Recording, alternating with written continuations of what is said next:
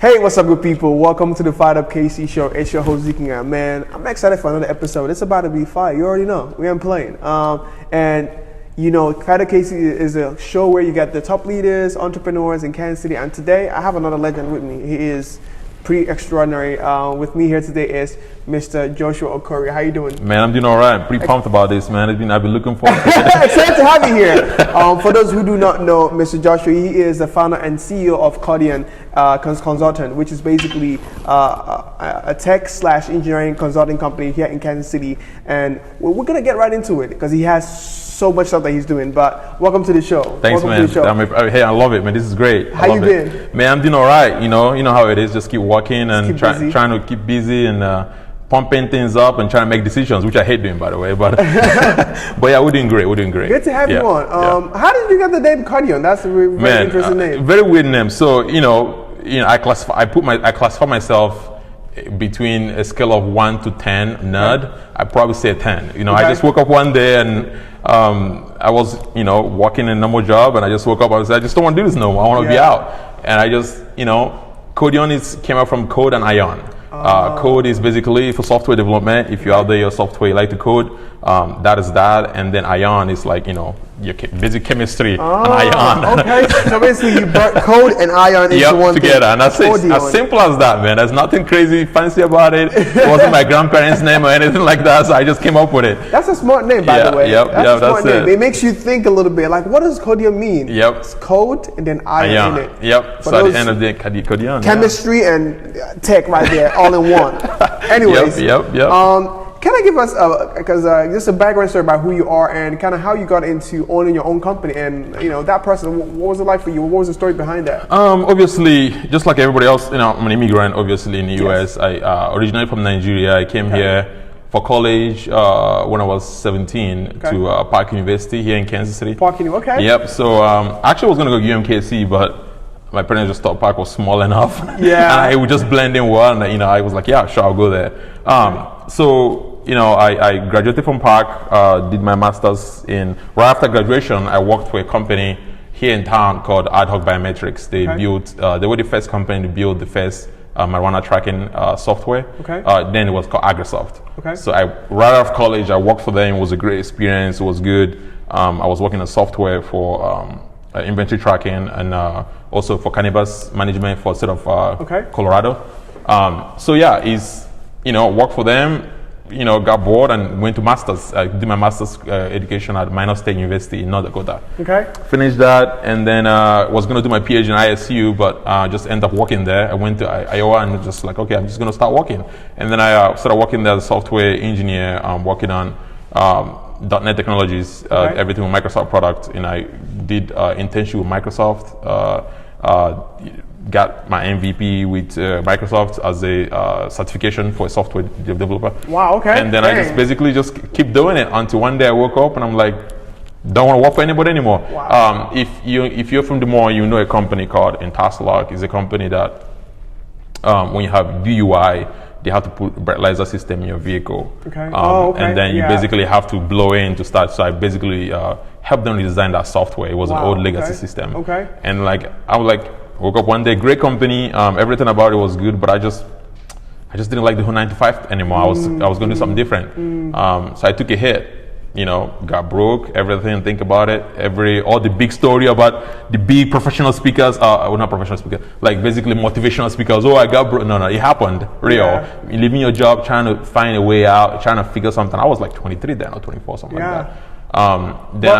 Why would you leave your job? I just don't know. I just woke up one day and it wasn't working for me anymore. It got boring and I just want to do more, and I want to be able to provide more. I want to be able to make a difference, make an impact, make a real difference. Yeah. Okay. So talk to us. So the company you started, how did you go about starting it, and what is that company all about, so people can hear more about that? Okorie Consulting is basically when I think about it, I think about really very young, vibrant, nerdy dudes showing up together to basically just knock out projects for cheap. Yes.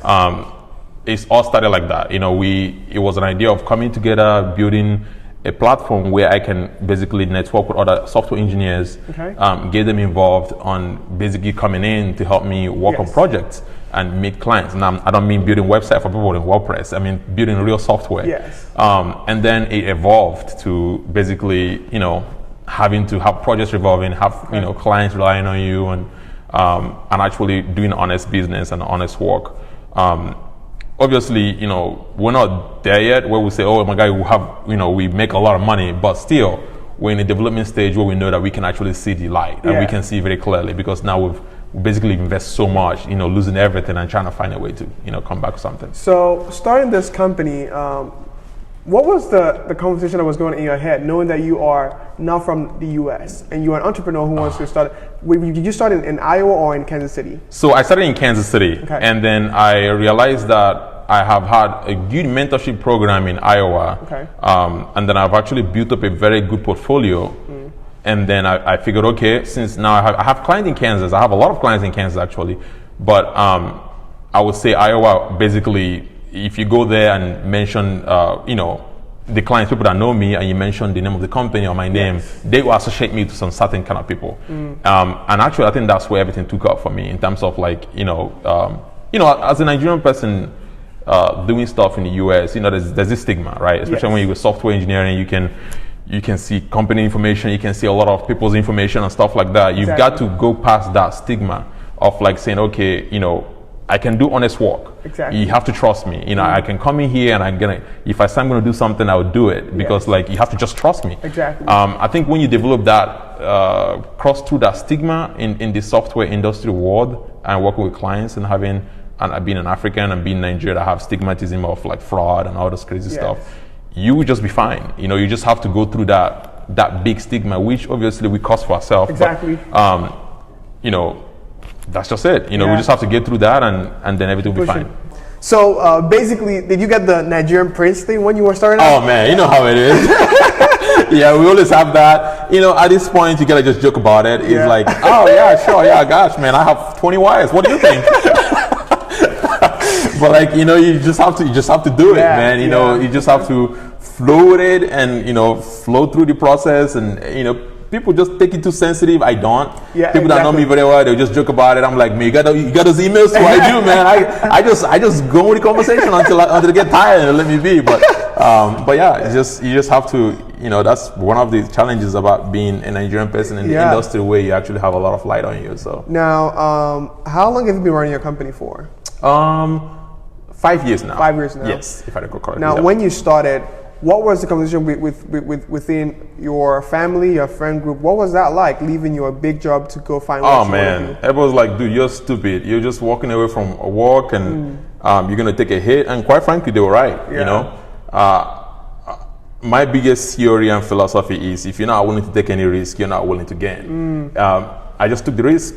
I had to go. I can see it. It was hard to touch. It's still hard to touch, but I'm still taking the risk. Right now, as I'm talking to you, I'm taking a risk. I'm trying to plot in my head, what do I do next? What is the next move I'm gonna make? What is the next smart move I'm gonna make to get where I need to be? But like, I took the risk, and I wouldn't have done any differently, man. It's just best thing. So speaking of risk, because there's this fear that you have. Talk about that fear of being an entrepreneur. That fear that says, man, this is not looking as going to work out. Should I continue or should I stop? Well, talk about that. The fear of that makes you not push further. That makes you, let's stop here. This is good. Well, that fear is going to happen for a long time, for probably a year. But it will happen more after you open your bank account and you see what it's looking like. You see all the bills. But obviously, like you still have that fear. It doesn't matter how rich you are. It doesn't matter how much you've made it. You have that fear of losing everything overnight. Like you're gonna wake up one day, the stock market crashes and everything is gone. True. But you just have to know, like, you have a goal and you just keep pushing it. I woke up one day and I had this huge panic attack. I'm like, what in the world did you just do? You just left your job. But in hindsight, would you have made the same decision, or would you have gone a total different way? Good question. I think about it sometimes, but everybody will have different approach. The things I went through, I remember one day waking up, I had only $20 in my head, literally. But I was out there driving, knocking each companies. I remember driving from Des Moines, Iowa. I drove all the way to ISU, down in Ames. Just basically knocking at companies. I had lists of companies. I was going one by one. And when I walk in, they were like, "We don't do solicitation." The software guy coming into your doors, I was like, "Man, they're like, we don't do solicitation." I was like, "I get it, but I still want to see if you need someone to build a software for you. I'm here. I got the knowledge. I have everything you need." Yes. But so yeah, you was it in the winter or in the summer? It was in the winter time. Oh my God, it was not fun. Oh you know Iowa. Iowa is not. Yeah, the winter is not good. So I did all that then, and I will do it again. I will do it again, man. I don't. Everybody's gonna have different answers, but I'll go ahead and do it again. Talk about your first yes. After all the no's you got knocking at doors, what was the first yes, and what did that feel like? First yes was okay. Right now, as I'm having this conversation with you, obviously this guy, we just talked, we become more friends, so we butt head a lot. Yes. But my first yes was, I woke up one morning, and I remember I came back here in Kansas, and I just sent an email. I went to startup website, and of companies that are looking for startups, right? Yes. And I literally just started basically writing all of them. I was doing like control, basically putting all of them in different tabs. Yes. And I went in, I took my resume. Of course, I modified my resume a little bit, saying, "Hey, this is what we're doing. This is exactly what we can do for you." Blah blah blah. Exactly. I just started applying. Just basically send these guys email, all of them. Now, let me tell you one thing though. If you're an entrepreneur and you're listening, you've got to spend money in creating your own site and make sure you have a professional email. Yes. Now, I think that's not my mistake. But when I was doing this earlier, I was using my Yahoo email. Before then, I actually had the site created, but I didn't have the money to pay to get a professional email. Yes. Nobody responded ever. Wow. Then when I actually created an email, I started getting some response back. They'll be like, "We're not interested right now, but check back." I'm like, "Okay, well, I think this is working." Yes. Then I said, "Okay, well, I'm going to use my professional email." And I'm starting sending email. Right after that, I had all this company. After it was a startup, it's a startup engine or something like that here in Kansas City. I applied, and one guy responded to me. His name is Jerry. He works with a big company out in Hutchinson, Kansas, close to Wichita. Okay. And I inherited a huge mess. A big company built a very expensive site application for him for literally horrible. But I'm like, okay, this guy is giving me a chance. I'm going to make something out of it. Yes. He's still a good client of mine right now. We're still best friends. Wow. We butt head a lot, but did that make you feel like, you know what, this might work? This actually has. I'm like, this might work. Like, this actually might be a thing. And then I was doing it, and that helped me generate some revenue to keep going. Then I started contacting other people, and I realized, okay, again, something else people have to understand in opening your own company. You've got to know how to spend. You need to invest back to the company. Yeah. You have to do something. Obviously, if you're a software engineer, a software company, you have issues trying to work on your website because you're so busy working on other people's system. Exactly. But you're gonna have to make some time, invest in SEO, some advertisements or SCM, trying to find a way to build yourself up, build your name up, and keep your name honest when it comes to the industry. Wow. So now, dang, that's so good. Talk about expansion, right? Because your company also helps with hiring, yes. new students and stuff. Yes. How did you get to that? And are you guys still hiring? And that's actually, yes. We have so much opening right now. We have clients that are looking for chemical engineers, mechanical engineers, electrical engineers right now. Okay. We are actually hiring interns right now. I am hiring a chemical engineer intern currently. Okay. And then I'm hiring for at least two software engineers, people that have at least some experience in programming. I've gone through programming classes. Okay. And we pay. It's a paid internship. So international students are welcome if you have the documentation to work. Okay. And also, obviously, Americans. Okay. We're looking to work with anybody that just really want to come in a company that that is pretty chill and wants to pretty much just net out. Yeah. Net out, man. That's it. Put Come the out work here, in. put your brand in. Let's net out because Yes. that's and at the end of the day, if you're netting out, you're doing what you're supposed to do. You're using real life. I tell people that in my employee, when you work in this company, you cannot hide under the desk. You have to actually use your head. Exactly. I'm going to ask you questions. You're going to ask me questions. We're going to challenge each other. That's just what the company is all about. Yes. Wow. And I want to be able to give my clients the best of their minds. Exactly. That's it. Yeah, so you guys heard it here. You're going to hit him up. He has job opportunities for you guys. So I put the link and also put his email. So do not miss out. There's job coming your way. Now, let's shift gears a little bit because I know you've expanded into going back to Nigeria and working on other projects. Yes. Talk to us about a little bit of those projects you're working on and the vision behind it. So this is very personal to me because if you ask me, this has always been the vision. Software development was a good tool to get me to where I need to be. I want to be an AI developer. I want to be able to, build really very crazy, awesome stuff without dependencies. Meaning, like, I don't want to have to call you, Zeke, do something for me. Exactly. I want to be able to just do it myself. Then I figured doing this degree helped me a lot. And, going to Park University was very personal level. It was a small university. It helped a lot to make things. But now, I had to go learn a lot of stuff after there, obviously. They don't teach you everything in college. Yes. But my whole goal was to make a difference. Like, I want to be able to. I'm a huge Elon Musk fan. Yes. I've always adored what he's done. I've always followed what he's done. I've looked at what he does. But my whole thing is providing access to clean energy. As I've always been like that, but not like we do it here. I want to do it in a very smart way. And Africa was my idea, but. My real goal is to be able to electrify USA and Africa. That is my plan. Okay. There's still a lot of gray areas that can be covered in the electrical industry. You don't have to be Bonza McDonald or a big electrical company to think through these things. You can actually have solutions in a smaller scale to compete. And at the end of the day, that's the whole world is moving green and it's moving so fast, and people are seeing it. Elon Musk came out with a Tesla, and it's going nuts. The electric vehicles are showing everywhere. You have wind turbines being deployed everywhere right now. This is the generating clean energy in massive quantities. But I think we're not ready for the grid yet. The grid system is still very stagnant. It's not smart yet. To basically say, if you have a shortage of power, if you have transmission line down in Independence right now, or UMKC area, can the power come back out again for a different line? That's what a smart grid is. Like, basically the grid talks to each other using AI and then using the radio frequency and like, hey, I'm down, give me power to a different line. That's what we're trying to build. Wow. A more integrated system, but keeping the line running with way to generate powers. Obviously, store the energy too. So if you look closely, all that information just went. Because I don't understand anything about tech, but for those who do understand tech, this is fantastic. Going, more renewable energy and being able to go into just not the normal energy we're used to, and expanding into Nigeria and Africa is huge. And also being able to redefine the way we use energy in the US is a huge deal.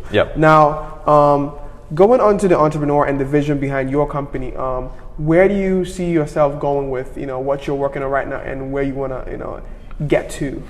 Where I want to get to is this. I want energy to be cheaper. I don't want you to get an electric bill of $300 or $200 or 100 and something. It should be cheaper. Why shouldn't it be cheaper? Like, we have Mother Nature gives us all this stuff. Exactly. And not only that too, I want to end blackouts. Like, we still have blackouts in the US every once in a while. California have struggling with energy, and why should we have to power the plants where we can generate energy and move it to these areas and build sub? And again, we're new to this research. There might be things that we haven't figured out or answered yet. Yes. But we're getting close. We answer all the questions. We're trying to answer all the questions. We're building all our system from scratch. We have engineers designing inverter systems from scratch. We have engineers designing a 1 megawatt inverter system with 1 megawatt with a charge controller. We actually design our own turbines ourselves from scratch. We're not buying Siemens or GE. We're simulating and designing 5 megawatts turbines. 5 megawatts is a lot. I mean, that's huge power. Yes. I mean, if you think about Abia State now, we don't even use 5 megawatts. It has a state in a month. Wow. And we can generate from just like one system, basically pumping energy, electricity in the grid to give people power for 24 hours. But I'm just using Abia State because you're from Abia State as an illustration. A lot of people who don't get confused. Don't get confused. It's the whole different thing. The whole different thing. So the plan is to be able to eliminate dependencies, save money. Obviously right now we don't have investors or money. We've been using our company to, company and the fund we have to be able to further research, but we're hoping to solve these problems all one by one. And the windmill system we're building is very smart. Yes. It's going to have systems to detect birds, basically bird species that's flying, it's going to be almost 100. Exactly. It's going to be almost 200 feet tall, and then be able to avoid killing wildlife, birds flying in the air and stuff like that. Yeah. We have some technology we're putting in using AI and then sensors and cameras and stuff like that to make the wind turbine works a lot better. So basically, you have a vision, a planning ground, and you have a team that you're working with to get this done, and also you need you're working with a whole bunch of people, but you need investors to come in. Yes. Make it. We want to make it the new GameStop. GameStop. Yeah, everybody's on it now. Make it the new GameStop. Yeah. But this is just fantastic. Just hearing your story. Kind of being able to come to the U.S. and being able to build this company that didn't look like it was going to happen. Yep. Now, looking back to what you've come through, what would you say to a young person out there, or someone who wants to start a business and wants to pursue what they want to do? What would you say to them, being where you are now? Honestly, if you're out there, you're thinking about doing something, I would say rule number one: do not listen to people. Now, don't be arrogant, but just do your thing. Take your risk. Take responsibility of it. But at the same time, have backups. Yes. Have a way to be like, okay, if this doesn't work, what will happen to this? But maybe you don't have that. Maybe you're just willing to be young and take a little risk. You can fall back. I mean, I'm 30 years old. I just started very young. I started very early. I'm willing to take my risk, and I know before I get to a certain page, if I get married and stuff like that, I will have this set up. If not, then maybe I'll go back to my old life. Yeah. But I knew going back to my old life is not an option because I was so deep in. My advice to you is just do it. Wake up. Just do it. Just do it. Nike, just do it. Just do it. Just take the risk. I watch Elon Musk a lot. If people have watched his story, you realize that the man failed a lot. But look at him now, second richest man in the world. Yes. But he has so much failure. You're gonna have failures. You're gonna struggle. You're gonna have problems. People are gonna say bad things about you. Family members are gonna. But you just have to wake up and just keep pushing it. Keep doing it. Keep doing it as you're doing it until you get to where you need to be. You might not, but you will if you just keep trying hard enough. Dang. Well, you guys heard it, man. That's just inspiration. That should be on a tape. Motivational speech right here. You're at FiredUp KC. But we've come to the end of the show. But before we go, I want to ask you: are you a Chiefs fan? Oh gosh, yeah. Come on, man. I'm a Chiefs fan, man. I'm all about Chiefs. I'll go crazy. I'll be crazy. I'll be the guy that punch you home, man. You have no idea.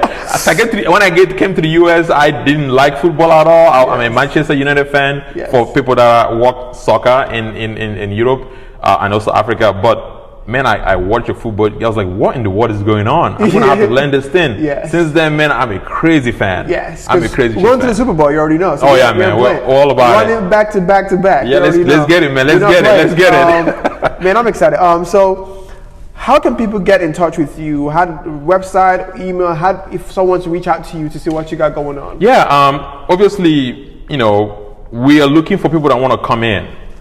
If you're an engineer and you feel like you can add, and by the way, I missed something. The company is employee owned. Employee owned 30% of the company. Wow. So if you want to come in and do research and development with us, if you think you have an idea of how to move data, our real goal is to be able to transmit gigabytes of data on a small closed area for a long distance. If you're a communication engineer, satellite engineer, if you're an electrical engineer, if you're a mechanical engineer, and by the way, we're also building battery pack systems. We're using we're trying to build mechanical battery systems and not use the chemical ones, but a hybrid system between chemical and mechanical.